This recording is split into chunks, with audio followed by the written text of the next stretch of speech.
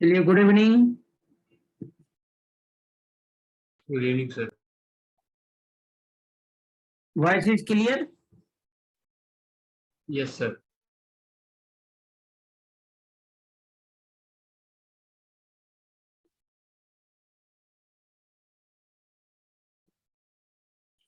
कि आशुतोष जी, आपकी आवाज क्लियर नहीं आ रही है? सर आ रही है। अब आ रही है।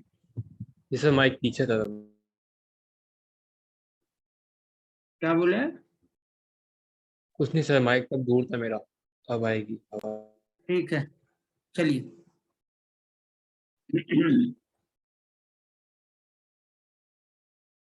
आइए, तो सबसे पहले हम लोग ये बैकग्राउंड ऑफ दिस टॉपिक हम लोग डिस्कस करें कि sale of goods on approval और रिटर्न बेसिस। जैसा कि नाम से ये क्लियर है, गौर से मेरी बात सुनिए। स्क्रीन को अभी मत देखिए, मेरी बात सुनिए आप। Sale of goods on approval और रिटर्न बेसिस,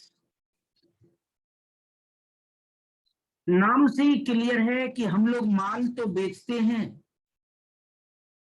लेकिन जब हम माल की डिलीवरी कस्टमर को देते हैं तो उस समय वह अप्रूवल में रहता है। कस्टमर उसको देखेगा, समझेगा, माल की डिलीवरी हमने दे दिया, लेकिन ये अभी इसको हम लोग सेल नहीं कर सकते, क्योंकि ये subject to approval of the customer है। ये कस्टमर इसको ले जाएंगे, देखेंगे, देखने के बाद उन्हें यदि वो पसंद आ गया, जैसा उन्होंने पिक्चर में देखा था वैसा ही वो माल है और वो उनको सूट करता है, तो फिर वह आपको कंफर्म कर देंगे कि हाँ भाई, माल मैंने ले लिया। और इनके कंफर्मेशन के बाद आप बोल सकते हैं कि now it is our sale. क्योंकि यदि उनको समझ में माल नहीं आया, उनको पसंद नहीं आया वो गुड्स, तो वो आपको रिटर्न कर देंगे। अब तो नाम क्लियर हो गया होगा, सेल ऑफ गुड्स। कैसे? तो ऑन अप्रूवल और रिटर्न, या तो अप्रूव करेंगे या नहीं तो आपको माल वापस कर देंगे। इस तरह से भी सेल होती है।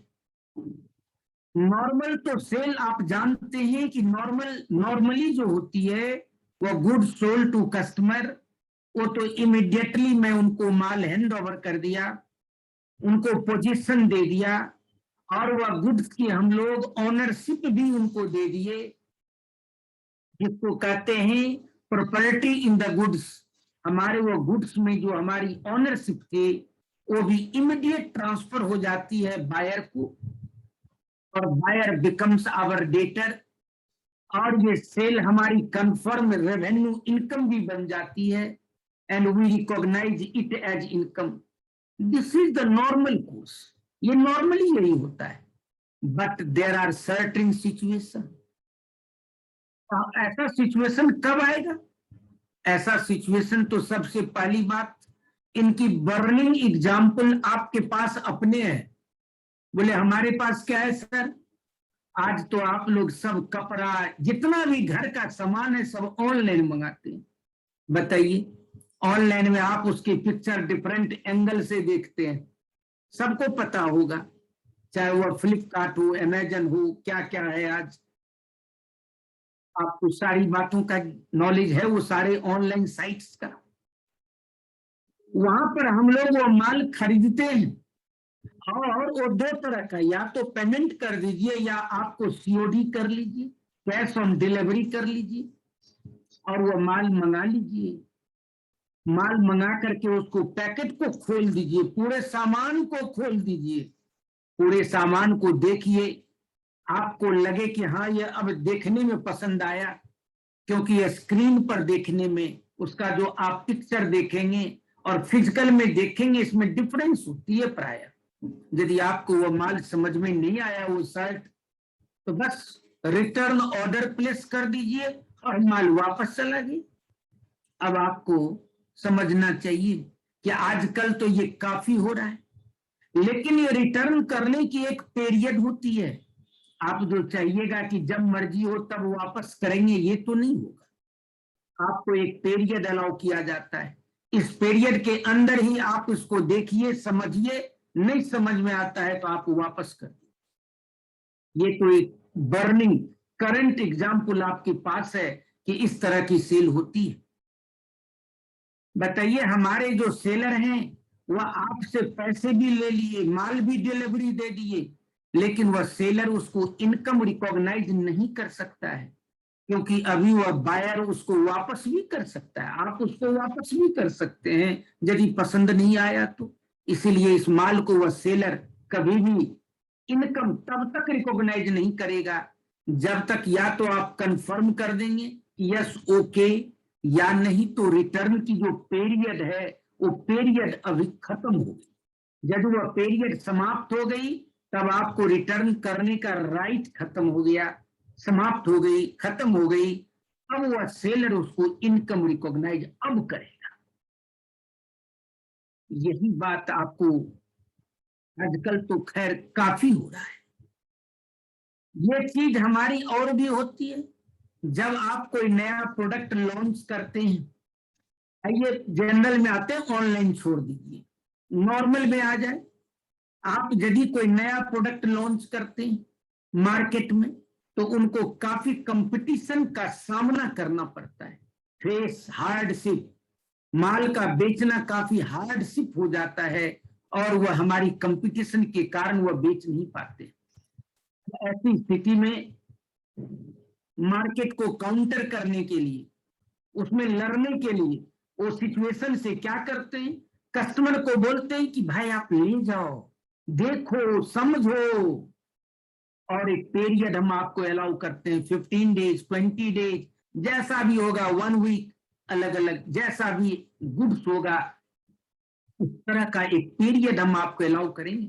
उस पीरियड में उस माल को देखिए, समझिए, अपने घर में पहन के भी देखिए, है ना, शर्ट लाते हैं ऑनलाइन तो पहन के भी देखते हैं, आप उसको देखिए, समझिए, समझ में आता है तो हमको आप कंफर्म कर दीजिएगा, तब हम फाइनल सेल बिल बनाकर आपको भेज देंगे और ऑनरशिप भी मैं आपको ट्रांसफर कर दूंगा। तो वह आपका अब हमारा सेल हो जाएगा।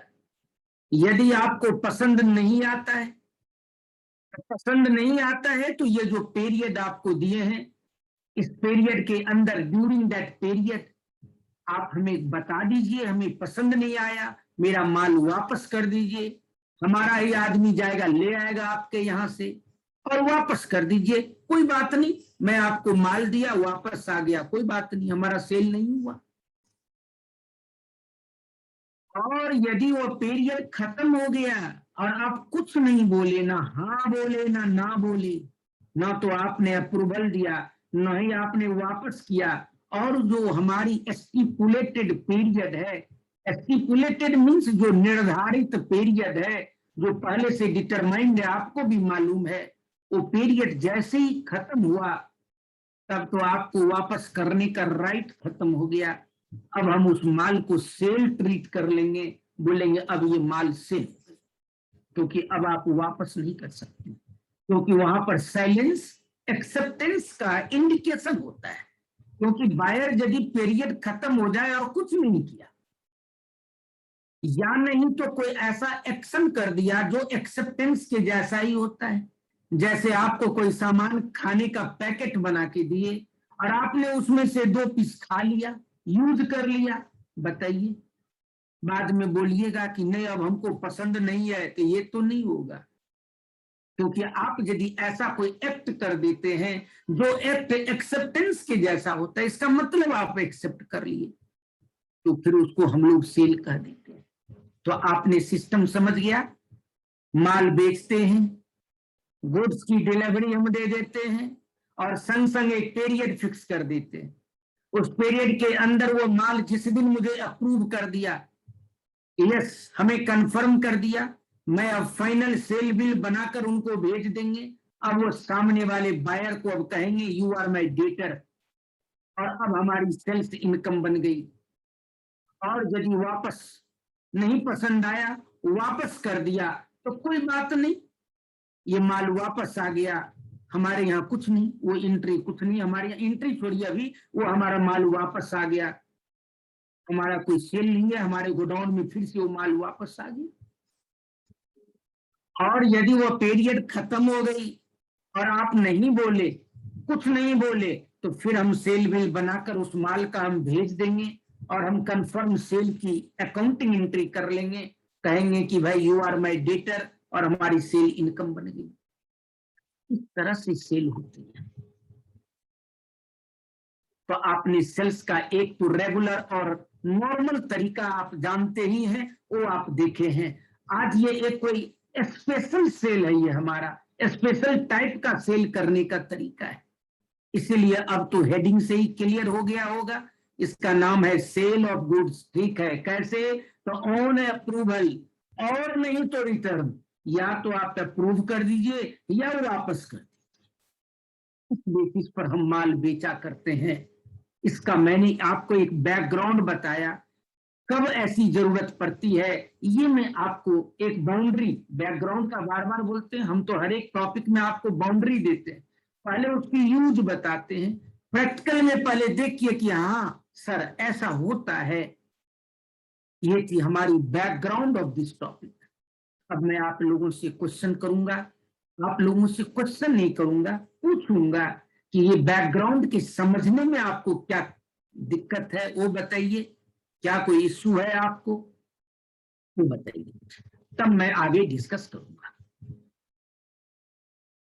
ठीक है, फटाफट बोल दीजिएगा, देरी मत कीजिए, टॉपिक ये छोटा सा है। आइए, ओके गुड। चलिए, ये थी हमारी बैकग्राउंड ऑफ दिस टॉपिक, ये टॉपिक की बैकग्राउंड मैंने आपको समझा दिया। गुड, चलिए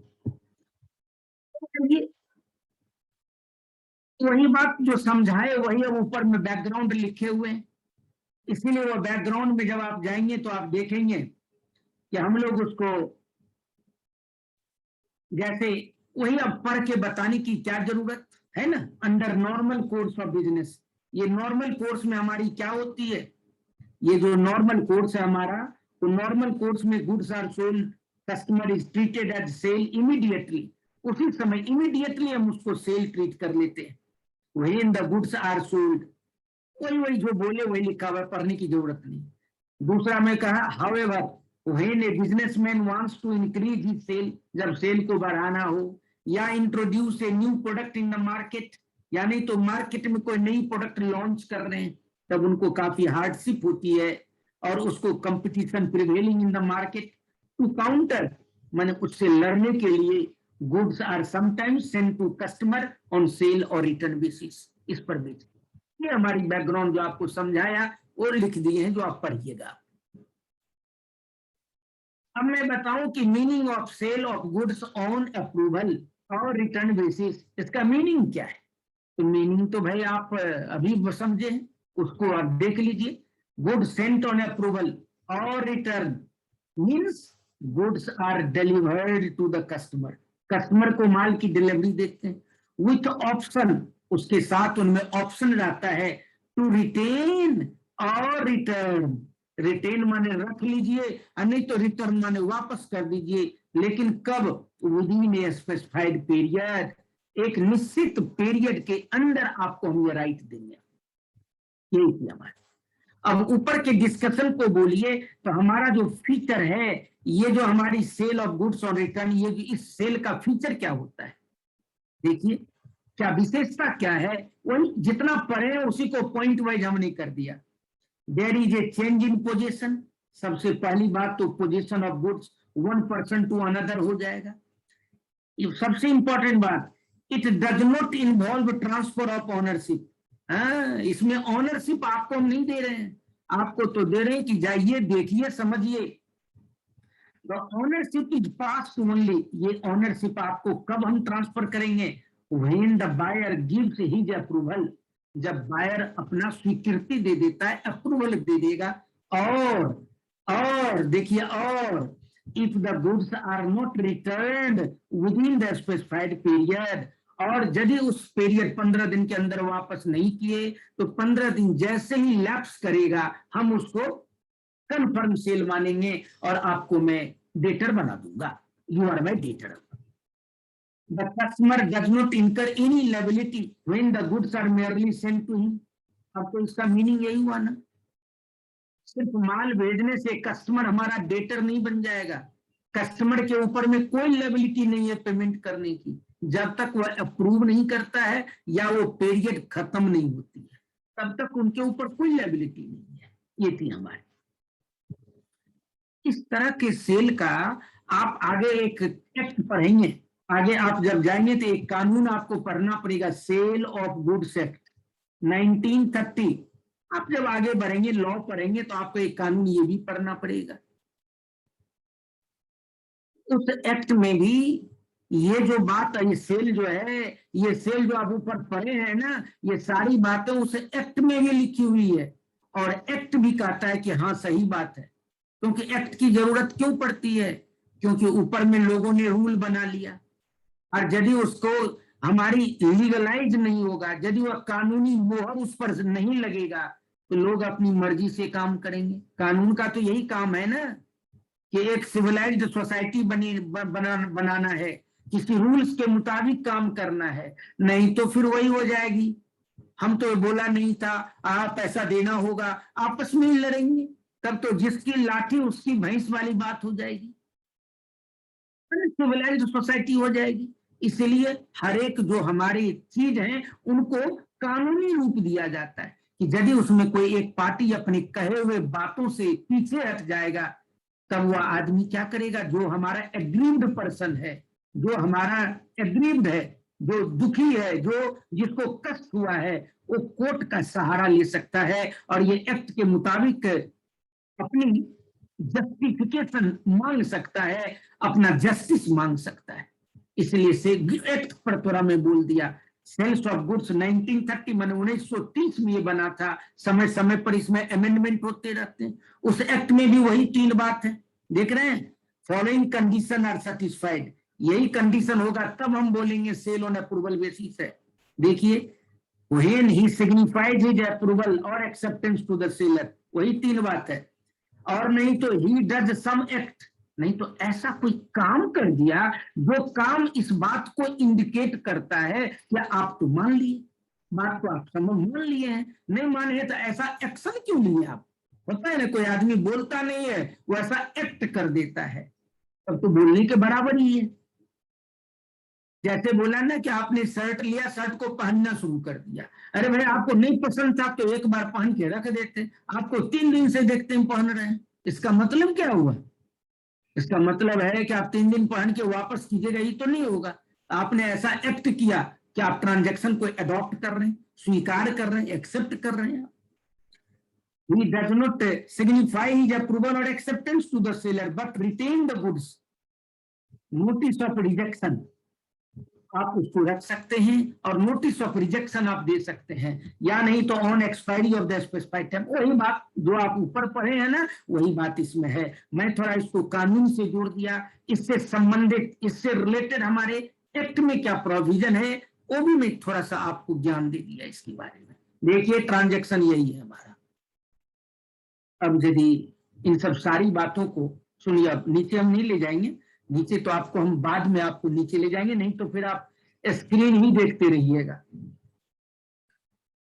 अब आप बोलिए, यदि इस तरह का माल आप बेचते हैं, बोलिए इस तरह का माल बेचते हैं, सुनिए गौर से बस, अब आ गए हम अपने सब्जेक्ट मैटर पर आ गए, तो बोलिए इसकी अकाउंटिंग आप कैसे करेंगे? टाइम ऑफ ट्रांजैक्शन बोलिए, डेट, टाइम बताइए कब हुआ। टाइम का मतलब डेट होता है, हमारे अकाउंट्स में टाइम का मतलब बजे नहीं होता है, 3 बजे, 3:30 बजे, 7 बजे, बजे नहीं होता है। हमारे अकाउंट्स में टाइम मीन्स डेट। टाइम हम बोलने की लैंग्वेज में बोल देते हैं, लेकिन टाइम नहीं होता है, डेट होता है। बोलिए इसमें कब कब हो। सबसे पहला date, when the goods hand over to the customer। आप जब कस्टमर को माल हैंड ओवर करेंगे तो एक तो कुछ हुआ, कुछ मूवमेंट हुआ, व्हाट हैपन, कुछ हैपनिंग हुई। कब? जिस दिन आप माल कस्टमर को दीजिए, क्या होगा उस दिन?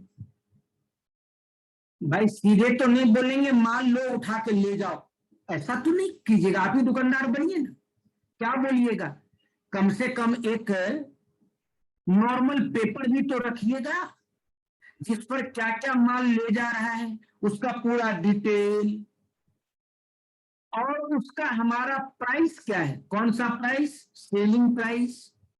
हम कितना में खरीद के लाए हैं ये हम अपने बायर को बताएं क्या? सेलिंग प्राइस, जिसको हम लोग इनवॉइस प्राइस कहते हैं। सेल वैल्यू जो भी बोलिए, जो कॉस्ट प्लस प्रॉफिट होती है तब वो सेल प्राइस बन जाती है। तो बताइए, आप सीधे माल बोले उठा के ले जाओ, ये तो नहीं होगा ना।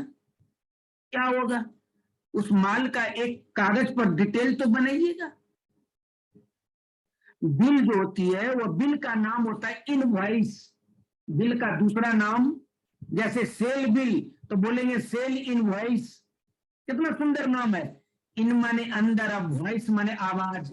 जो कागज जिसमें आवाज है आपकी, सामान का, आपका खरीदने वाले का नाम, उनका एड्रेस, उनका फोन नंबर, उनका मेल आईडी, उनकी जीएसटी नंबर, उनका हमारा और भी कोई रेलेवेंट नंबर है तो, गुड्स की डिस्क्रिप्शन, कौन माल है, प्रोडक्ट का नाम, उसकी क्वांटिटी, किस रेट पर हम आपको दे रहे हैं, कितना वैल्यू दे रहे हैं, प्लस उसमें कितना जीएसटी हम जोड़ रहे हैं।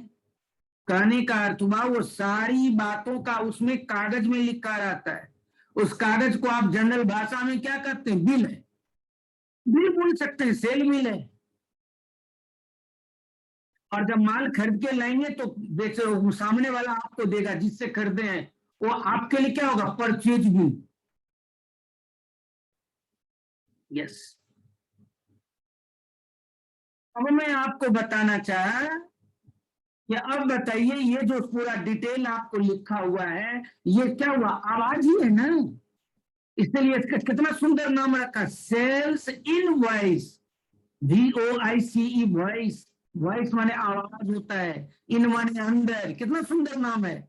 सेल्स इनवॉइस, हमारा वो पेपर जिसमें हमारा वो कागज जो बात है, सारी बातें हैं उसमें लिखी हुई। और वो कागज जो होता है ना, सेल्स इनवॉइस या सेल बिल जो बोलिए, वो हमारे ओनरशिप का प्रूफ हो गया। नॉर्मल बता रहे हैं, वो जो हमारे खरीदने वाले हैं वो ले जाएंगे, रास्ते में कोई बोलेगा भाई माल चुरा के ले जा रहे हो, तुरंत वो कागज दिखाएगा, देखिए ये सेल बिल है हमारी।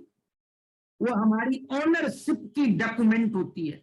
जैसे आप जमीन परचेज करते हैं तो रजिस्ट्री ऑफिस में आपको उनका सेल डीड बनाना पड़ता है, गवर्नमेंट के स्टाम्प पेपर पर, वो प्रूफ है आपका जमीन है।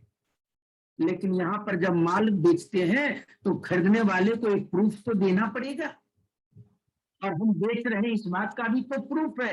ऑनरशिप ट्रांसफर का डॉक्यूमेंट यही है, यही ऑनरशिप की पेपर होती है। उसका नाम सेल बिल बोलिए, सेल्स इनवॉइस बोलिए, जो बोल रहे हैं बोलिए।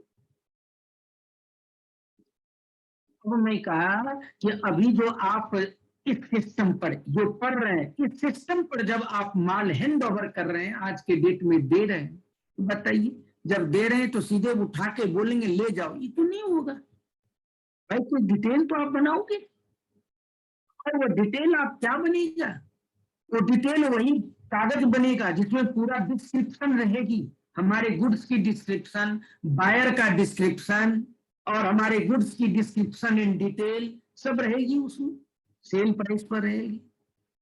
लेकिन बोलिएगा इसका नाम तो सर क्या देंगे, इस कागज का, ये कागज का नाम क्या रखा जाएगा? ये कागज का नाम रखते हैं परफॉर्मा इनवॉइस, PERFORMA, परफॉर्मा।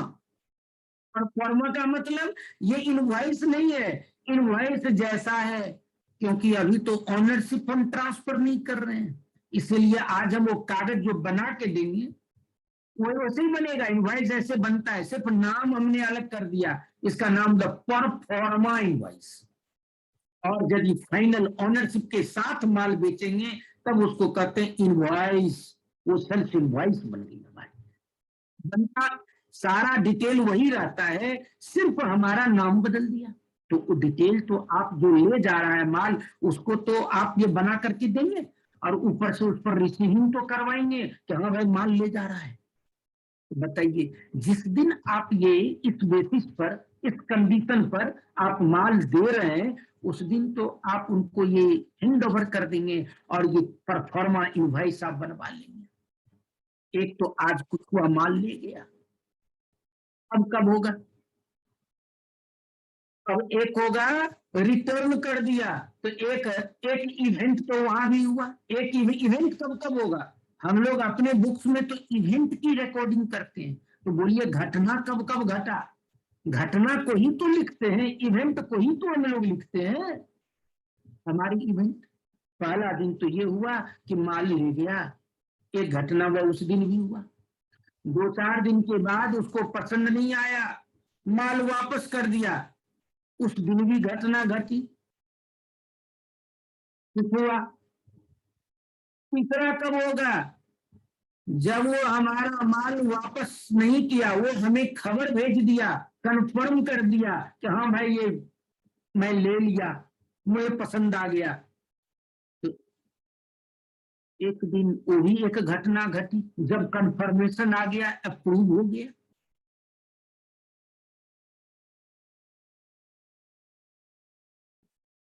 एक घटना होगी। अब मैं बताऊं कि एक घटना और घटेगा, गौर से अपने आप दुकान पर बैठे रहिए तब समझ में आएगा। आप माल बेच रहे हैं इसी तरह से, एंड ऑफ द ईयर में 31 मार्च को, मान लिया जाए 31 मार्च आपकी अकाउंटिंग ईयर एंड कर रही है, तो ये 31 मार्च के डेट में क्या हुआ? गौर से सुनिएगा जरा मेरी बात। ऐसा भी तो हो सकता है, हो सकता है, कन्फर्म नहीं है, पॉसिबिलिटी है। कुछ माल कस्टमर के यहाँ पड़ा हुआ है, neither approved nor returned, and the stipulated period not yet expired. अरे उनको 10 दिन का समय दिए थे और वो 25 मार्च को माल ले गया है।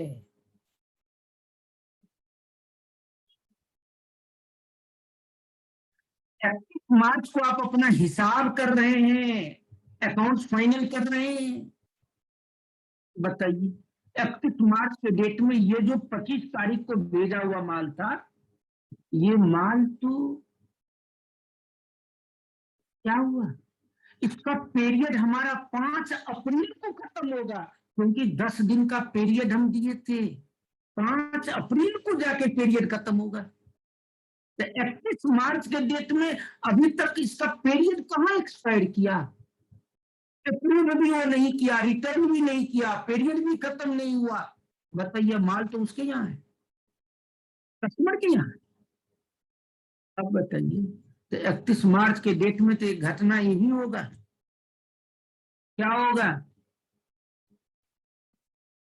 ये माल जो आपके गोडाउन में नहीं है और ये माल है कस्टमर के यहाँ। बताइए 31 मार्च के डेट में इस माल को आप अपने हिसाब में लीजिएगा कि नहीं लीजिएगा, इस माल पर अभी भी ओनरशिप तो आप ही का है।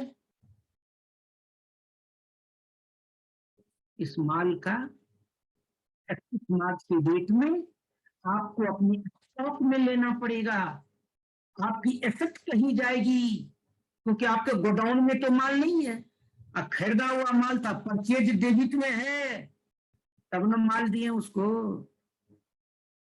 इनफ्लो है, लेकिन आउटफ्लो में ये माल आपके गोडाउन में भी नहीं है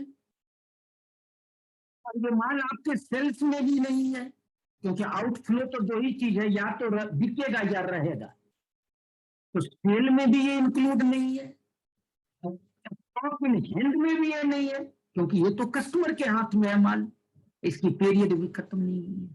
तो बताइए 31 मार्च के डेट में आपको इस माल का आपको स्टॉक में लेना पड़ेगा, लेकिन जब आप स्टॉक में इसको हिसाब में लेना पड़ेगा, तब तो आपको इस माल का वैल्यूएशन करना पड़ेगा, ये क्लोजिंग स्टॉक है। स्टॉक का वैल्यूएशन क्या होता है, कॉस्ट और market value which ever is lower, जो आपको इन्वेंट्री वैल्यूएशन में मैं आपको समझा दिया है। तब तो इस माल का सेल वैल्यू आपको मालूम है, जो 25 मार्च को भेजे थे, इस माल में से प्रॉफिट हटाइए, तब हुआ कॉस्ट, और उस पर आप इसको अपनी बुक में आपको लाना पड़ेगा, बुक में एंट्री करना पड़ेगा, नहीं तो आपका हिसाब सही नहीं बनेगा। बस हो गया, यही तो 4 घटना घटेगी भाई, माल भेजने वक्त, माल वापस होने वक्त, माल कंफर्म कर दिया उसका, तीसरा, और चौथा end of the accounting year में इफ, अच्छा मैं बोला नहीं भी हो सकता है, ऐसा नहीं भी हो सकता है, क्योंकि हमारा जो भी माल भेजे थे वो या तो कंफर्म हो गया या वापस कर दिया। 31 मार्च के डेट में ऐसा कोई माल कस्टमर के पास नहीं है, ना वापस आने वाला है, न अप्रूव करना बाकी है, वो सब हो गया अच्छी बात है, तब हमारे पास कुछ भी नहीं हो सकता है। इसलिए मैं बोला कि 31 मार्च को ये हो भी सकता है, नहीं भी हो सकता है। ये थी हमारी 4 घटना। 4 घटना है तो अब इसकी अकाउंटिंग, अब इसकी अकाउंटिंग कैसे करेंगे, वही तो आज हम आपको सिखाने जा रहे हैं। इसलिए पहले इवेंट समझा दिए, कब कब क्या हुआ आप खुद ही समझे, दुकान पर बैठे हुए भेजे सर, वहां भी कुछ होगा, उस समय हुआ, वापस कर दिया पसंद नहीं आया, उस समय कुछ हुआ, अप्रूव कर दिया कंफर्म कर दिया, उस समय कुछ हुआ, और एंड ऑफ द ईयर में कुछ हो सकता है। तो हमारा कुछ ऐसा माल जिसका भी neither approved nor the returnable period expired, उनका वापस करने की पीरियड भी खत्म नहीं हुई, अब तो ये माल हमको हिसाब में लेना पड़ेगा, इसको कहेंगे स्टॉक विथ कस्टमर बोलेंगे इसी को। आपको याद होगा जब फाइनल अकाउंट हम पढ़ा रहे थे तो हल्का सा थोड़ा सा आइडिया मैं आपको दिया था जब क्लोजिंग स्टॉक की डिस्कशन में कर रहा था। If you recall our discussion, यदि आप हमारे डिस्कशन को थोड़ा रिकॉल करेंगे तो आपको ये बात याद आएगी। खैर चलिए, वहां तो एक स्मॉल छोटा सा चीज करके मैं बता दिया। आज तो टॉपिक ही हम लोग डिटेल में डिस्कस कर रहे हैं, तो बस बताइए ये टॉपिक तो यही 4 चीजों की है। अब मैं फिर आपसे बोलूंगा, any question out of the discussion we have done till now?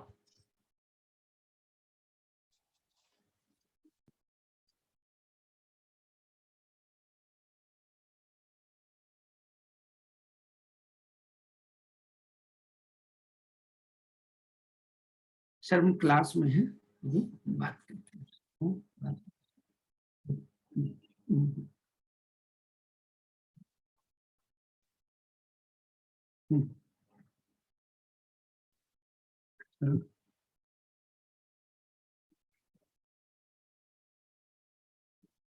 उन लोगों का बात तो रखना पड़ेगा ना, आपका क्या विचार है?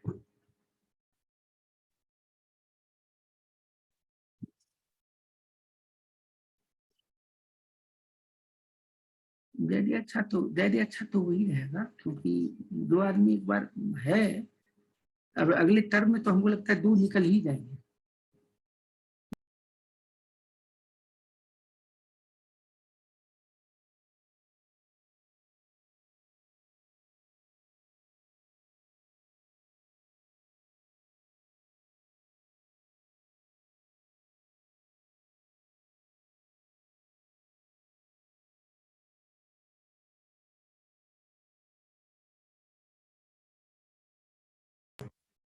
आइए, ये हमारे इनका क्वेश्चन है कि अगर हमारा प्रोडक्ट खो जाए तो सबसे पहली बात, ये तो एक असामान्य चीज हो गई तथागत जी। ओके, हो सकता है हो जाए, मतलब किनके यहाँ? बायर के यहाँ खो गया। बायर के यहाँ खो गया तो आप ही बोलिए, आप ही वहां सेलर बनिए, तो ऐसा है कि चीज को अपने पर लेके देखिएगा ना, 2 मिनट में समझ में आ जाएगा। बायर कितना भी बोले मेरा खो गया, तो आप मानेंगे? नहीं मानेंगे आप। बोले भाई हम तो सेल मान लेंगे और आपके ऊपर बिल अरेंज कर देंगे, क्योंकि जो हमने अभी पढ़ा वो एक रेगुलर चीज था, और अभी जो आपका क्वेश्चन है वो एकदम एकदम क्या है, नॉन रेकरिंग नेचर का है। वो कभी कभार होता है, हो सकता है। अब कहाँ खोया? अगर ये रास्ते में आप ही का आदमी गया था लाने के लिए और रास्ते में खो दिया, तब तो खैर सेलर की लेबिलिटी, तब तो लॉस सेलर का होगा, है ना? इसलिए माल खो जाता है तो अकॉर्डिंग टू सिचुएशन होगा। क्लियर? बोलिए बोलिए। Yes sir sir. अगर इंटेंजिबल प्रोडक्ट हो तो इंटेंजिबल प्रोडक्ट जैसा कोई एग्जांपल दीजिए। जैसे आजकल में ऑनलाइन कोर्सेज होते हैं और फ्री ट्रायल्स होते हैं। ये हम लोग गुड्स की बात कर रहे हैं, सबसे पहली बात ये टेंजिबल आइटम की बात कर रहे हैं। अच्छा सर, फिर पहले क्लियर है। क्लियर कर लीजिए इस बात को। हेडिंग में ठीक पढ़े है। ना, sale of goods, hmm, tangible item. ठीक है सर। ठीक है, और बोलिए। ठीक है, बस सर ये।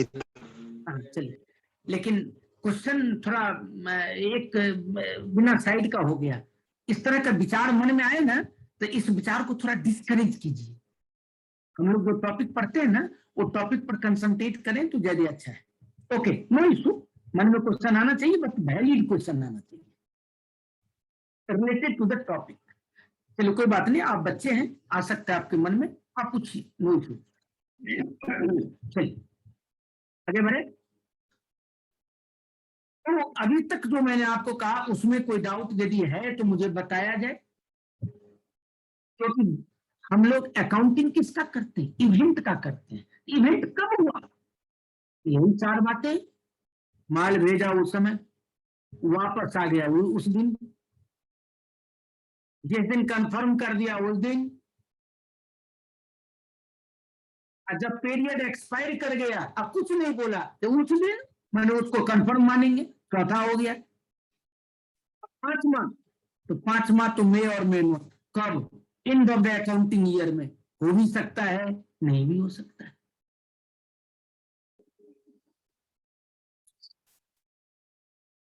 बोलिएगा इसकी अकाउंटिंग कैसे करें?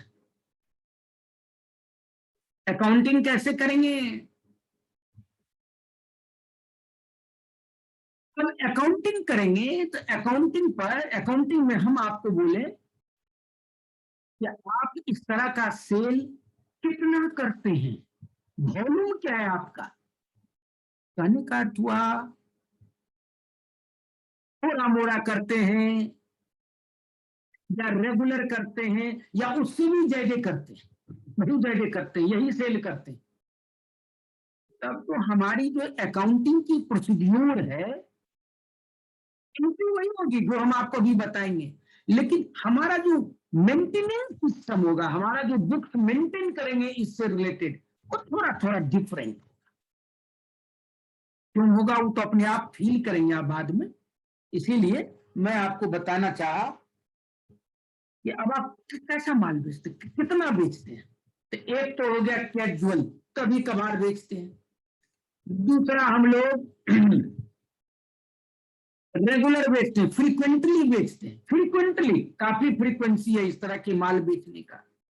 और तीसरा है न्यूमरस, बहुत, उससे भी ज्यादा बेचते हैं। तो आप दुकानदार बनिए ना। अभी जो आप कैजुअल में अकाउंटिंग करेंगे और जब फ्रीक्वेंटली बेचेंगे तब अकाउंटिंग करेंगे, तो अकाउंटिंग तो डिफरेंट नहीं होगा। हम माल हैंड ओवर किए, उसकी अकाउंटिंग डिफरेंट तो नहीं होगी। कंफर्म कर दिया, सेल मान लेंगे, वो सेल का एंट्री दूसरा तो नहीं हो जाएगा दूसरे केस में और तीसरे केस में, हमारा चीज वही रहेगा। क्योंकि वॉल्यूम बढ़ जाती है तो हम उसको मेंटेन करने का थोड़ा तरीका बदल देते हैं।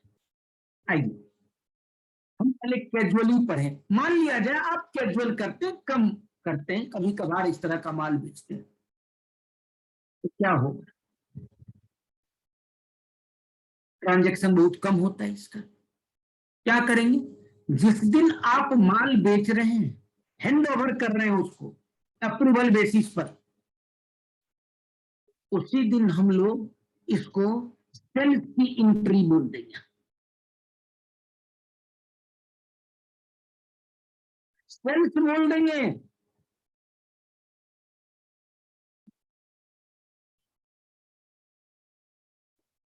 अब किसी डेटर को माल दिए तो उस डेटर को डेबिट कर देंगे और सेल्स अकाउंट क्रेडिट कर देंगे, माने नॉर्मल सेल हम इसको रिकॉर्ड कर।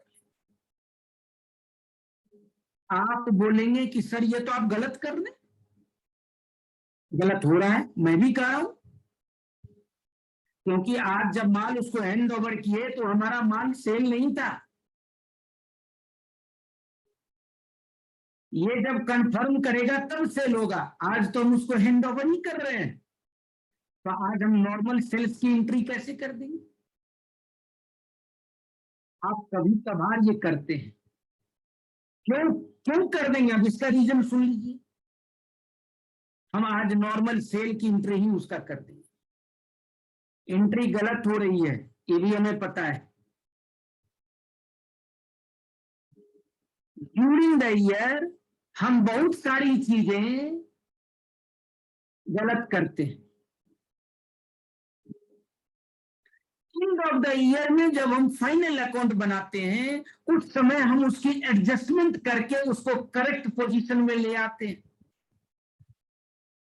ड्यूरिंग द ईयर सही करना संभव भी नहीं होता है। अब आप माल बेचे हैं, तो माल बेचे हैं तो इसको लिखे कहाँ भाई? कुछ नहीं लिखेंगे, ये तो नहीं होगा। बोलेगा अलग से रजिस्टर रख लेंगे, उसमें लिख लेंगे। अरे भाई 1-2 बार आप बेचते ही हो। अब अलग से एक रजिस्टर मेंटेन करो तो अननेसेसरी मेंटेनेंस करने का बॉदरेशन हो जाएगा। ड्यूरिंग द ईयर हम लोग बहुत सारी चीजें हम अपने रूल के अगेंस्ट करते हैं। अब आप इसको पहले भी बताए थे ना, आपने सैलरी पेमेंट किया, बस सैलरी अकाउंट डेबिट, जबकि उस सैलरी में करंट ईयर का भी पेमेंट है, उसमें आपने किसी का पिछले साल का बकाया भी पेमेंट किए हैं। कोई आदमी का अगले साल का एडवांस मांगा था, वो भी आप दिए हैं। अभी तो हम सैलरी अकाउंट में डेबिट कर दिए, जब ईयर एंड में जाएंगे तब उसकी एडजस्टमेंट। तो सैलरी डेबिट में से जो पिछले साल की सैलरी आउटस्टैंडिंग का पेमेंट हुआ, तो हमारे यहाँ दूसरा अकाउंट आउटस्टैंडिंग है, उससे उसकी एडजस्टमेंट कर देते हैं, हटा लेते हैं वहां से। जितना पैसा अगले साल के लिए दिए थे उतना पैसा इस सैलरी अकाउंट से उठा करके प्रीपेड सैलरी में ले जाते हैं। ये सब एडजस्टमेंट करते हैं कब? एंड ऑफ द ईयर में। क्योंकि हम अपने बिजनेस से जितने लोग जुड़े हुए हैं उन लोगों को हम बताते हैं। कब बताते हैं? डेली तो नहीं बताते, एंड ऑफ द ईयर में बताते हैं। तो एंड ऑफ द ईयर में पोजीशन सही रहे, दैट्स फाइन। इसीलिए हम अपनी कॉम्प्लेक्सिटी से बचने के लिए, मैं भी कह रहा हूं कि ये गलत हो रही है, क्योंकि आप जिस दिन कर रहे हो उस दिन ये गलत है, क्योंकि सेल हुआ नहीं, तो हम लोग उस दिन इसको नॉर्मल सेल बोल के एंट्री कर देते हैं। जिसको माल हैंड ओवर किए उनको बोलेंगे डेटर्स अकाउंट डेबिट। बोलिए ना, मान लीजिए राम का नाम है, उसका राम अकाउंट डेबिट और सेल्स अकाउंट क्रेडिट, हमने उनको क्रेडिट कर दिया, नॉर्मल सेल कर दिया। अब बोलिए 2-4-5 दिन के बाद उन्होंने इसमें से कुछ माल वापस कर दिया, बोला नहीं हमको पसंद नहीं आया, कोई बात नहीं है, माल हम अपने गोडाउन में रख दिया और इस एंट्री को रिवर्स कर दिया उतने के वैल्यू का। सेल्स अकाउंट डेबिट कम हो गया, आराम अकाउंट क्रेडिट, भाई आप डेटर्स अकाउंट क्रेडिट कहने का अर्थ अब आप डेटर नहीं है, क्योंकि माल वापस कर दिए, हम तो डेटर बना दिए थे आप। बोलिएगा अब उसमें से कुछ माल को कंफर्म कर दिया, बोला हम रख लिया, एंट्री की कोई जरूरत नहीं है। क्यों? क्योंकि हम तो पहले ही कर चुके हैं, डेटर अकाउंट डेबिट है, सेल्स अकाउंट क्रेडिट। अब उधर से वो कंफर्म कर दिया, मान लिया जाने, फिगर बोल देते हैं, हम एग्जाम्पल तो आगे बनाएंगे ही, 1 लाख का हमारा सेल था, 80,000 रुपए का कॉस्ट है और उस पर 25% प्रॉफिट जोड़ते हैं, 20,000, 1 लाख का माल बेचे थे।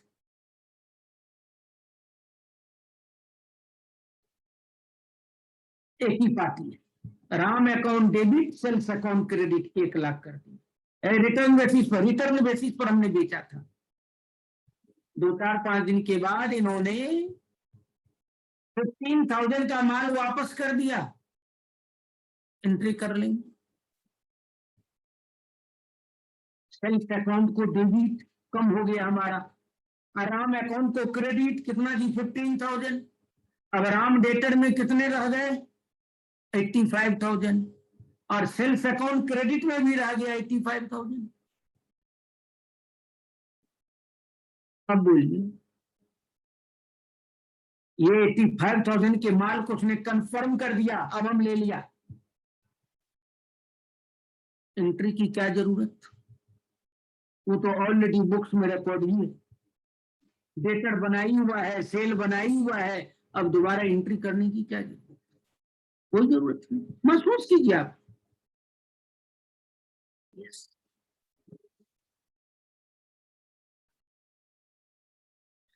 थोड़ा सा इस क्वेश्चन को और मैं एक्सपेंड कर दूं, मान लिया जाए 60,000 का माल उसने कंफर्म कर दिया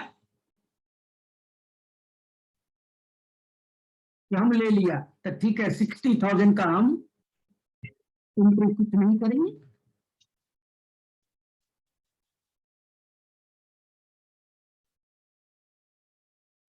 थाउजेंड की एंट्री हम कुछ नहीं करेंगे। 15,000 का माल वापस ही कर दिया था, 60,000 कंफर्म ही हो गया, 25,000 का हिसाब हो गया। अब बचा 25,000। बोला 25,000 का माल का पीरियड अभी खत्म नहीं हुआ है, 31 मार्च के डेट में अभी पीरियड खत्म नहीं हुआ है, तो वापस भी कर सकता है हमको, क्योंकि 1 लाख का माल अलग अलग लिया होगा। और अभी हम एज्यूम कर रहे हैं कि 25,000 का पीरियड अभी खत्म नहीं हुआ और 31 मार्च आ गया, और हमारा 25,000 का माल नेक्स्ट ईयर में ही उसका पीरियड जा रहा है, कंफर्म करने की पीरियड नेक्स्ट ईयर भी जा रही है। अब बोलिए, हम लिख करके सब आपको बताएंगे। पहले मैं आपको 4 एंट्री है ना, पहले मैं आपको फील करवा देता हूँ, महसूस कराता हूँ, फिर हम लिख करके दिखा देंगे, पूरा प्रॉब्लम बनाएंगे 2 3 4। टॉपिक खत्म, यही 4 एंट्री का ये टॉपिक है। बोलिए 25,000 का माल, वो हमें पीरियड खत्म नहीं हुआ है अभी, एंड ऑफ द ईयर में आप क्या करेंगे? आपके सेल्स में तो 85,000 दिख रहा है,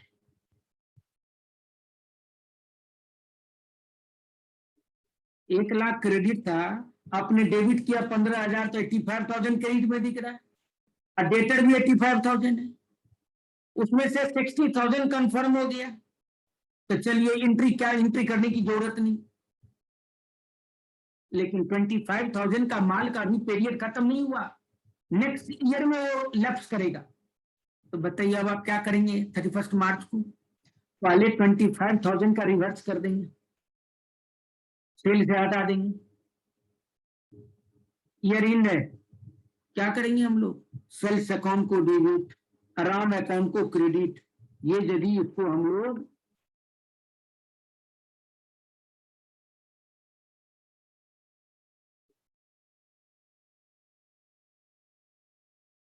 एक प्रॉब्लम बनाएंगे बाद में, पहले मैं ऐसे लिख करके दिखा देता हूं। तो हमने किया राम अकाउंट क्या जी? डेबिट,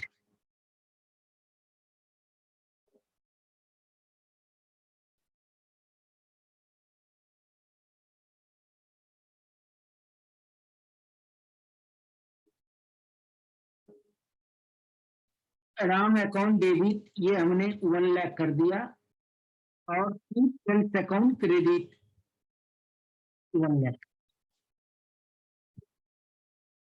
एक डेट में। इसमें डिफरेंट टाइप का माल था, सबका पीरियड अलग अलग था, मान लिया जाए। अब कुछ का माल उसने 15,000 का माल वापस कर दिया, वापस कर दिया तो तुरंत हम बोलेंगे sales account debit 15,000 to Ram account, ये 15,000 वापस हो गया। 60,000 का माल कंफर्म कर दिया, बोला हम ले लिया, बताइए एंट्री की क्या जरूरत है? ये राम डेबिट में भी 60,000 है, सेल्स क्रेडिट में भी 60,000 है, एंट्री करने की क्या जरूरत है? एंट्री करने की कोई जरूरत नहीं। अब आइए एंड ऑफ द ईयर, 3 को आ जाइए। अब आप बोल रहे हैं कि 25,000 का माल जो है 60,000 कंफर्म हो गया, और 25,000 का माल का नेक्स्ट ईयर में पीरियड एक्सपायर करेगा, अब आपको क्या करना होगा? आपका सेल जो कह रहा है 1 लाख, अभी कितना? 85,000 गलत है, अब हम सही कर लेंगे, अब हम अपने पोजीशन को ठीक कर लेंगे, ईयर एंड में आकर के तुरंत एक एंट्री पास करेंगे, sales account debit 25,000, Ram account credit 25,000, reverse कर दिया, क्योंकि इस माल का पीरियड अभी खत्म नहीं हुआ, नेक्स्ट ईयर में होगा। देखिए अब इस पोजीशन में आप देखिए तो सेल का पोजीशन कितना दिख रहा है? 60,000, राम डेटर में कितना है? 60,000, हिसाब करके देख लीजिए। सेल्स अकाउंट का क्रेडिट 1 लाख, एक बार डेबिट 15,000, एक बार डेबिट 25,000, 40,000 डेबिट हो गया, तो सेल्स अकाउंट क्रेडिट में कितना बच गया? 60,000 है हमारा, ट्रांसफर टू पीएल, इनकम में जाएगा। राम भी डेबिट में 60,000 ही है। देखिए 1 लाख डेबिट में था, आपने एक बार क्रेडिट किया 15,000, एक बार क्रेडिट किया 25,000, टोटल 40,000 क्रेडिट है। राम अभी भी डेबिट में है 60,000। क्लियर? जो पोजीशन था जो वास्तव में है वो हो गया। अब इसके बाद तो अब ये माल का 25,000 का माल नेक्स्ट ईयर में पीरियड खत्म होगा, ठीक है, इसलिए मैंने अभी सेल से हटा दिया। लेकिन बात है ये माल तो आपका स्टॉक है, ये तो आपका स्टॉक है, ऑनरशिप तो ट्रांसफर किए नहीं है, तो ये 25,000 का कॉस्ट निकालना होगा। 25,000 का कॉस्ट कैसे निकालेंगे? तो हमारा प्रॉफिट जो है वो 25% ऑन कॉस्ट है, यानी कॉस्ट इज 100 और सेलिंग प्राइस कितने के बराबर? 125 के बराबर। क्योंकि प्रॉफिट आपको याद होगा ना, 80,000 का कॉस्ट था माल जब बेचे थे, उसमें 25% प्रॉफिट जोड़े थे तब वो 1 लाख हुआ था। इसका मतलब कॉस्ट प्लस 25% है, इसका मतलब कॉस्ट इज 100। तब तो इसका मतलब है कि सेलिंग प्राइस तो 125 के बराबर है। अब इसका कॉस्ट निकालिए, कॉस्ट निकालिए। कॉस्ट कैसे निकालेंगे? 25,000 डिवाइड बाय 125 और इंटू 100। बोलिए कॉस्ट निकाल के बोलिए, इसका कैलकुलेट करके बोलिए। कैलकुलेटर आज मेरे पास नहीं है।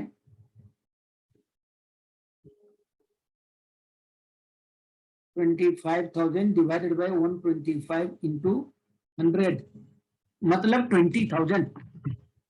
और इसका कॉस्ट हमारा कितना है? 20,000। बताइए 20,000 आपकी क्लोजिंग स्टॉक तो होगी, तो फिर एक एंट्री पास करेंगे, stock with customer account debit to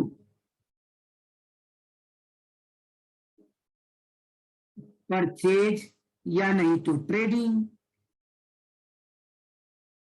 ये कितना? 20,000।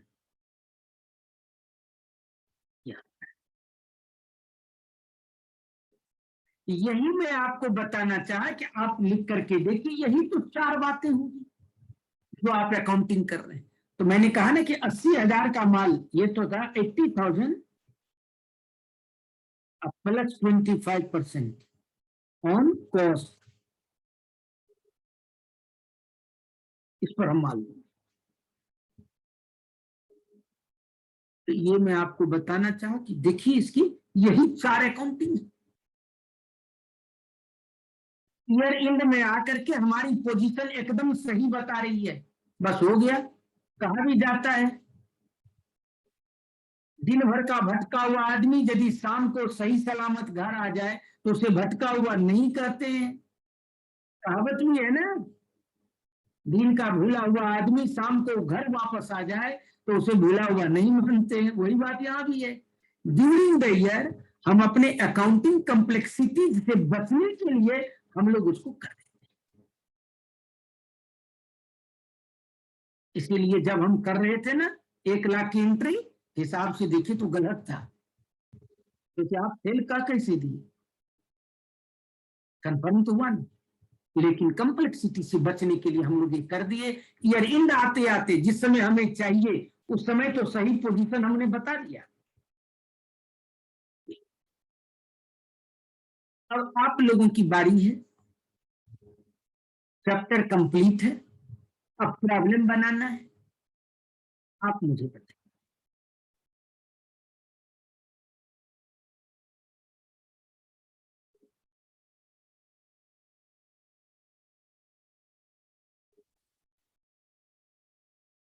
बोलिए।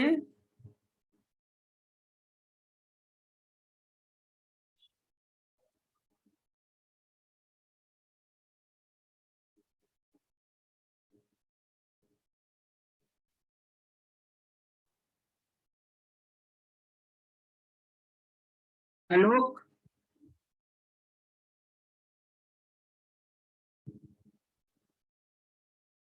चलिए, चैप्टर कंप्लीट है भाई, यही चैप्टर था।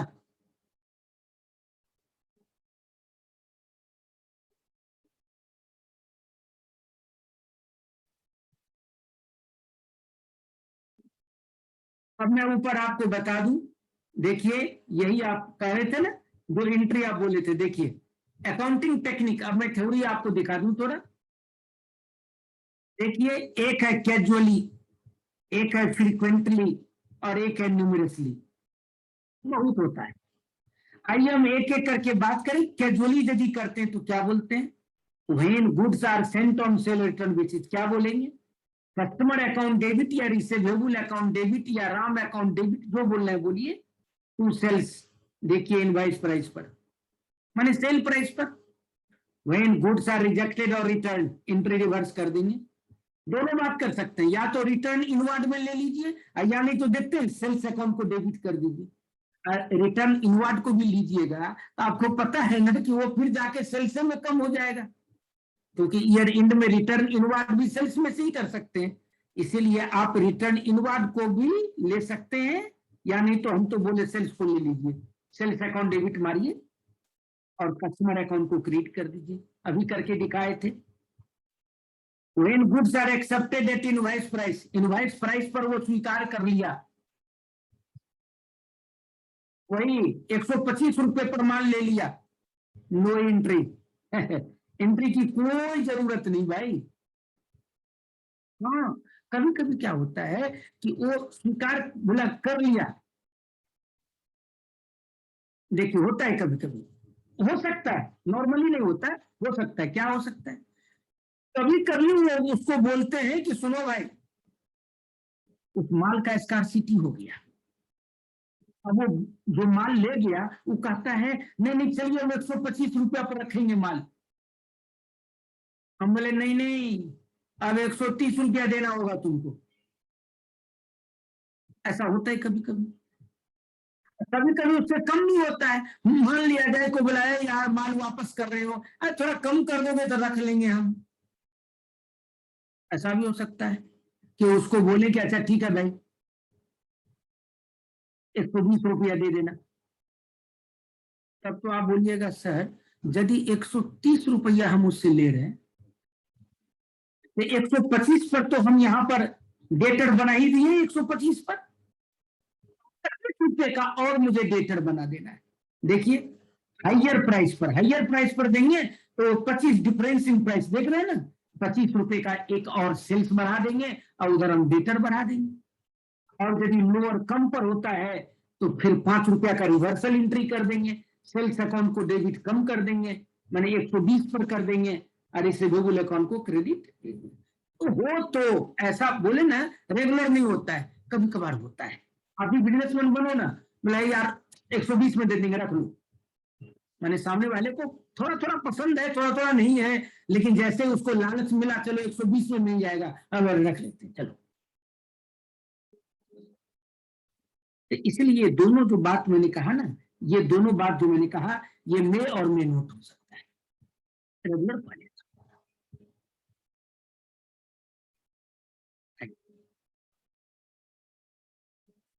Eight the end of year, देख रहे हैं साल के लास्ट में क्या होगा? When goods are lying with customer and the specified time limit is at to expire, यदि अभी भी एक्सपायर करना बाकी है, नेक्स्ट ईयर में होगा, तो क्या करेंगे? एक तो रिवर्सल एंट्री कर दीजिए आप पहले। अभी जो कहते 25,000 का लिख भी दिए हैं, these goods should be considered as inventory, इस माल को आपको इन्वेंट्री में रखना पड़ेगा उस customer, and in addition to above the following adjustment entry is passed. देख रहे हैं, कॉस्ट प्राइस और market price whichever is lower, उस पर आपको ये स्टॉक की एंट्री करनी पड़ेगी। Stock with customer account debit और टू ट्रेडिंग अकाउंट और टू क्या जी परचेज।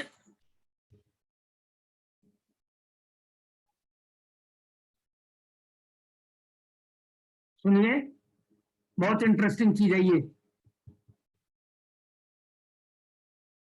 ये बहुत इंटरेस्टिंग चीज है ये। क्या है? ये तो हिसाब किताब बराबर हो गया। कस्टमर के पास माल है लेकिन आपके बुक्स में आपके पास है, आपके बुक्स में आपके पास है माल, तो क्या आपने सेल भी रिवर्स कर दिया और अपने माल स्टॉक में भी ले लिया, एसेट भी बन गया। अच्छा अब बोलिए नेक्स्ट ईयर में इसका जब पीरियड एक्सपायर करने को आएगा तो उस समय दो बातें हो सकती है, या तो माल ये वापस कर देगा या कंफर्म कर देगा।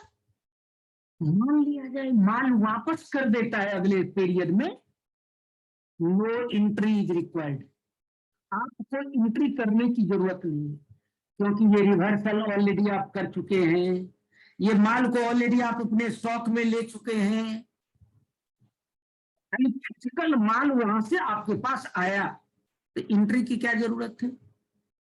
बहुत इंटरेस्टिंग है, जो माल ईयर एंड में आपने अपने स्टॉक में रख लिया वो माल अगले पीरियड में यदि वापस आ जाती है एंट्री की कोई जरूरत ही नहीं है, कुछ हुआ ही नहीं। फॉर्मूला मत समझिए, सोचिए अपने आप। हाँ यदि वो बोलता है कि हाँ हम खरीद लिया, कंफर्म हो गया, तब फिर सेल का एंट्री आप कर दीजिए, उस कस्टमर अकाउंट को डेबिट और सेल्स अकाउंट को। बताइए इंटरेस्टिंग चीज है या नहीं है। इसलिए मैंने इसको इटैलिक्स में लिख दिया, no entry is required to pass return by customer on in subsequent date. अगले पीरियड में यदि आप इसको वापस करते हैं, वापस आता है तो एंट्री की कोई जरूरत नहीं। एनी इशू, बोला जाए फटाफट बोला जाए।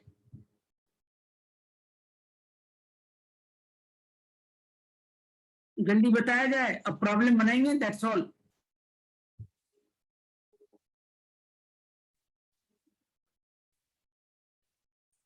चलिए अब देखिए,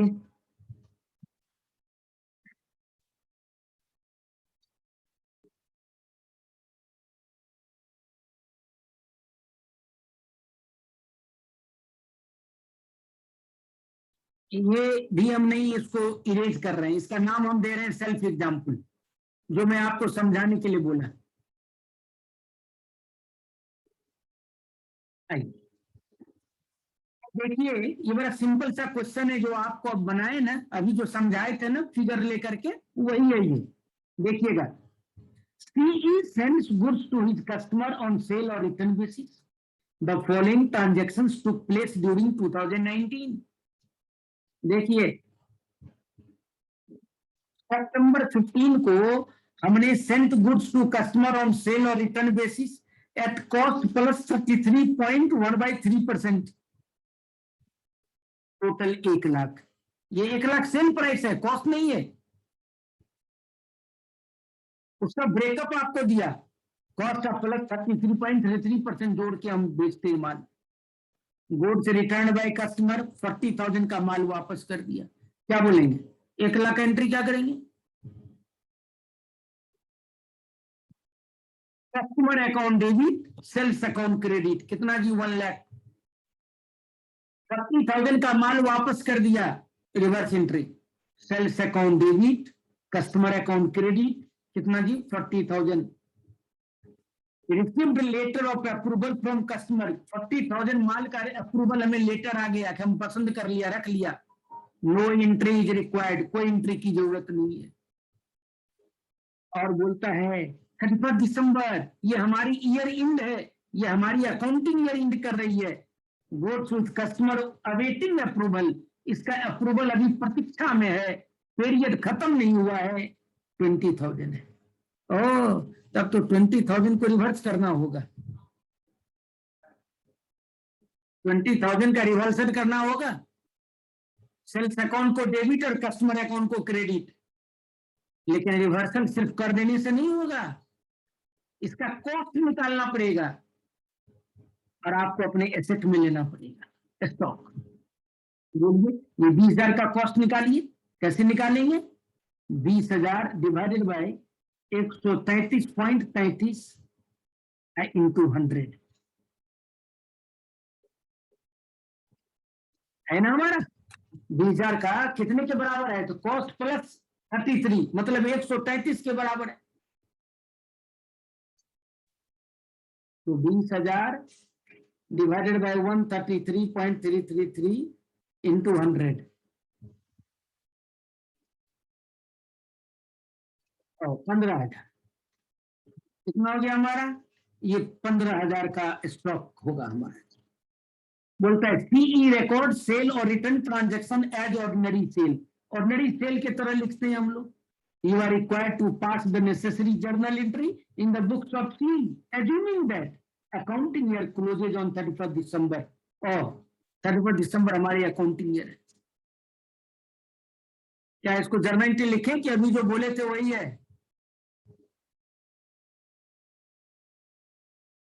इसका जर्नल एंट्री में लिखूं नीचे?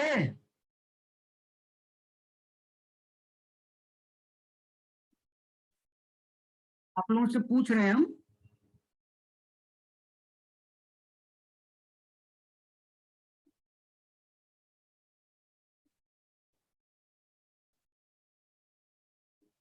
जर्नल एंट्री लिख दें। अब ऊपर जो समझाए वो क्या था, आइए मैं लिख देता हूं। क्या बोलेंगे?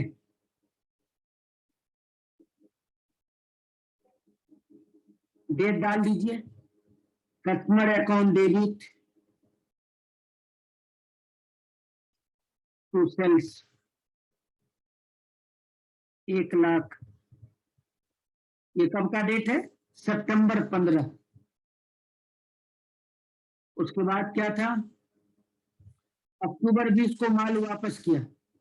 बोल दीजिए भाई, October 20 sales account debit to customer 40,000। फिर उसके बाद क्या है? नवंबर 25 को नो एंट्री, एंट्री की कोई जरूरत नहीं है। फिर आइए दिसंबर 31 को 2 एंट्री, एक तो रिवर्सल होगा, सेल्स अकाउंट डेबिट कितना 20,000 टू कस्टमर अकाउंट 20,000 और फिर ये स्टॉक विथ कस्टमर हो जाएगी।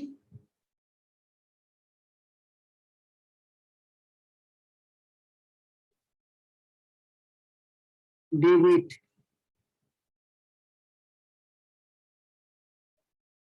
टू परचेज या नहीं तो ट्रेडिंग।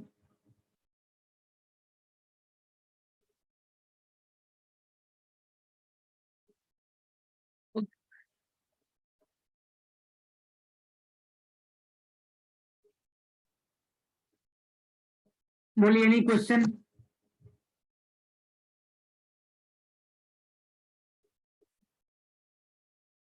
जल्दी बोलिए।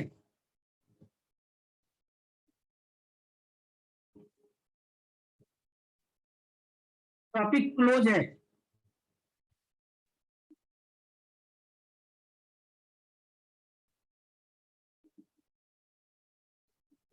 और यही तरीका है, बाद बाकी जो 2 और है वो बस 5 मिनट हम आपको और पढ़ाएंगे। इस पर आपको 2 क्वेश्चन में आपको दिया है, इसको आप घर में बनाइएगा। 2 क्वेश्चन और आपके बनाने के लिए है, 2 नहीं 3 है। इस क्वेश्चन को हम बना देंगे। सुनिए अब आप बस सुन लीजिए, चैप्टर क्लोज है। मैं आपको दोबारा क्या बोला कि हमारा यदि ये ट्रांजैक्शन फ्रीक्वेंटली हो रहा है, काफी हो रहा है, बिजनेसमैन बनिए। मैं बार बार कह रहा हूं बिजनेसमैन बनिए। यदि फ्रीक्वेंटली ये ट्रांजैक्शन हो रही है तो आपको क्या करना चाहिए? कैसे कंट्रोल रखेंगे इस चीज पर? अरे 2 4 5 आदमी को माल बेचेंगे तो 2 4 बार बेचेंगे तब तो कंट्रोल में रहेगा।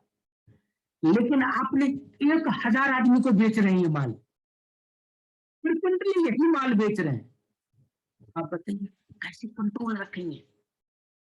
सोचिए सोचिए, मैं आपको ये सोचिए सोचिए बोलते हैं ना, तो उस तरह आपको सोचने का समय देते हैं, मन में विचार कीजिए, उसके बाद मैं बोलूंगा, उसको मिलाइएगा, यही है तरीका पढ़ने का।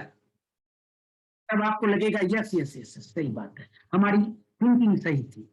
अब बोलिए आप।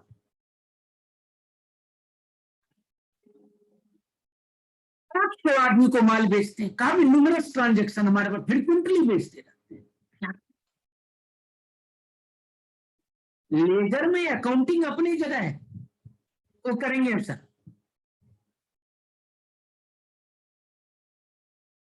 एक काम करें, एक रजिस्टर मेंटेन करेंगे, लेजर नहीं, वो सब मेमोरेंडम होगा, प्राइमरी बुक्स, जैसे याद होगा ना, हम लोग सेल्स बुक मेंटेन करते थे, परचेज बुक मेंटेन करते थे, sales return book, purchase return book, शायद याद होगा आपको। क्या था वो, जब बहुत सेल होने लगता है तो उसको कैसे कंट्रोल किया जाए, कैसे सिस्टमेटिक ढंग से उसको रखा जाए, आप भी यहां समझ गए होंगे।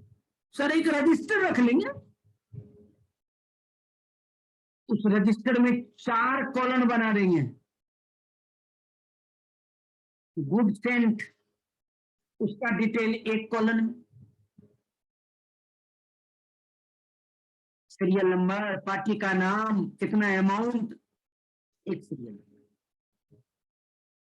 दूसरा बनाएंगे गुड्स रिटर्न, उसका डिटेल उसमें 3-4 कॉलम बना देंगे, गुड्स अप्रूव्ड उसका कॉलम बना देंगे, फाइनेंस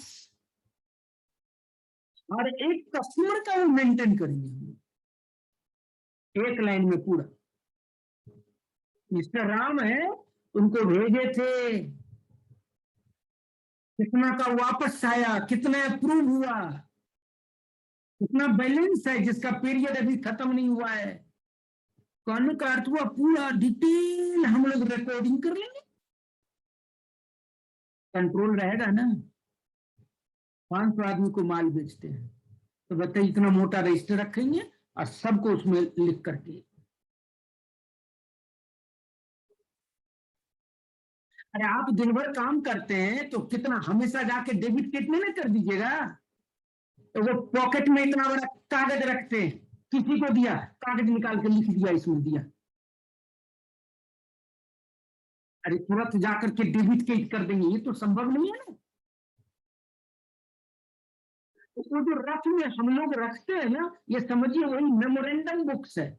मेमोरेंडम का मतलब होता है मेमोरी से बना मेमोरेंडम, यादाश्त के लिए, याद रखिएगा, इसको मेमोरेंडम बुक्स कहते हैं, यादाश्त के लिए, मेमोरी से बना मेमोरेंडम, यादाश्त के लिए हम इसको रखते हैं।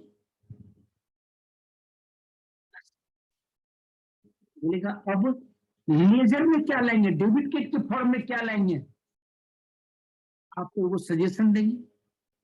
माल भेजे नहीं लिखेंगे, माल वापस आया नहीं लिखेंगे ना।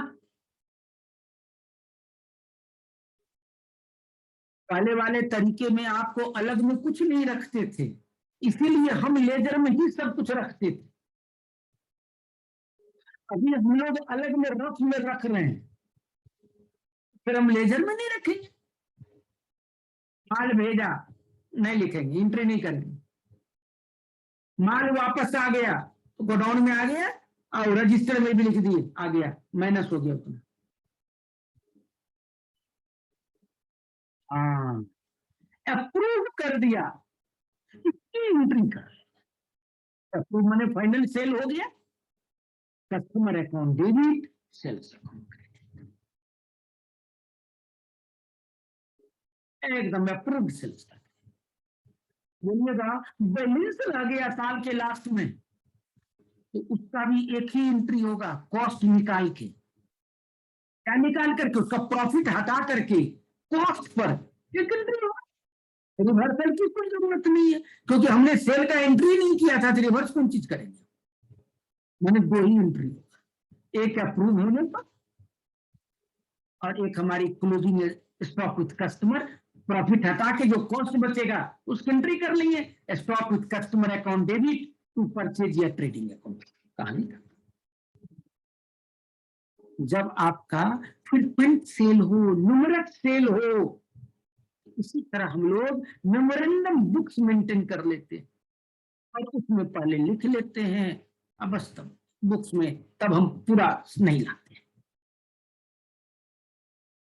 Any question?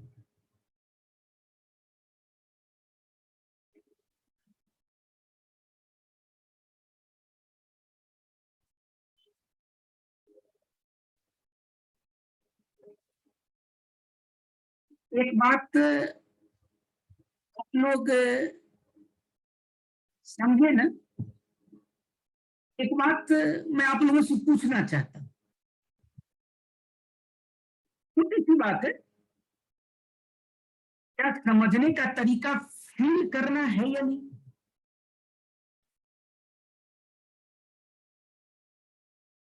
समझने का मतलब फील करना, अब फील करने का मतलब महसूस करना, अब महसूस करने का मतलब क्या? You are doing that work. You are sitting in the office.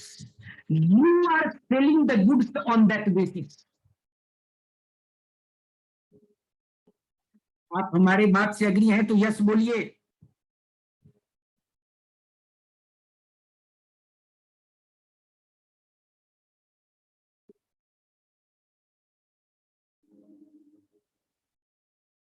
जबरदस्ती यस मत बोलिएगा।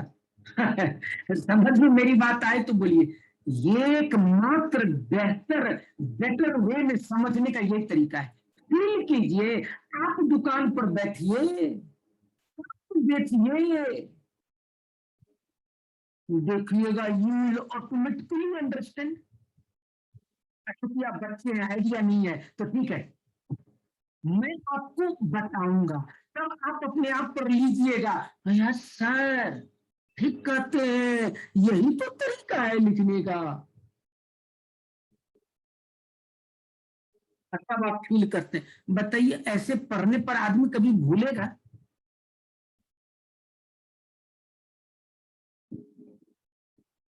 कभी भूलेगा क्या? आदमी भूलता क्या है? तो याद करता है। अब आप बताइए कि आप ये अकाउंटिंग एंट्री सब याद कर रहे हैं या फील कर रहे हैं? फील कर रहे हैं। कैसे भूलिएगा भाई? तो टॉपिक जैसे ही आएगा आपको रिकॉल हो जाएगा। अच्छा अच्छा, लॉजिक एकदम क्लियर हो जाएगा। प्लीज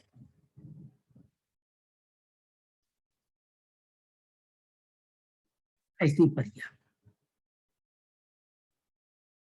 छोटा सा टॉपिक था, अब तो तीनों तरीका समझ में आ गया होगा। इसलिए इस दोनों में वही है, फ्रीक्वेंटली में भी वही देखते हैं, कंफर्मिंग द सेल देखते हैं, एंट्री देख रहे हैं ना, और प्रिपेयरिंग द फाइनल अकाउंट जब बनाते हैं तो यही दो एंट्री करके छोड़ देते हैं। जब आप न्यूमरसली रखते हैं, न्यूमरसली ट्रांजेक्शन होता है तो फिर उसमें भी थोड़ा और सिस्टम से रख लेते हैं, और एंट्री के नाम पर वही दो एंट्री, जब कंफर्म करेगा तब करेंगे। ईयर एंड में सेल का वही स्टॉक का which है बिजनेस। यही दो बात है। इसलिए जो मेन चीज था मैं आपको पहले ही पढ़ा दिया। 3 क्वेश्चन में आपको उसमें दिया है, उसको बना लीजिएगा, हम बना देंगे, लेकिन कंसेप्ट आपको समझ में आ ही गया है, कोई दिक्कत नहीं है।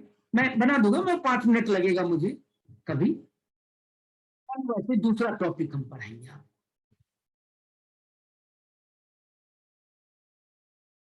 Agree?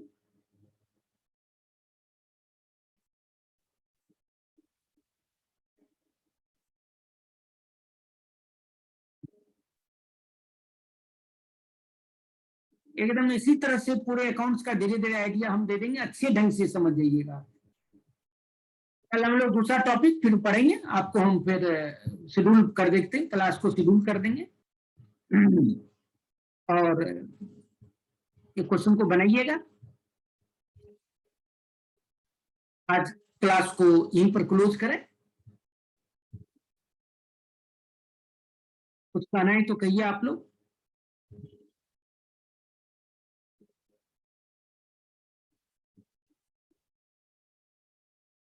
Okay okay, thank you. हम इसको शेयर करते हैं। Okay, thank you.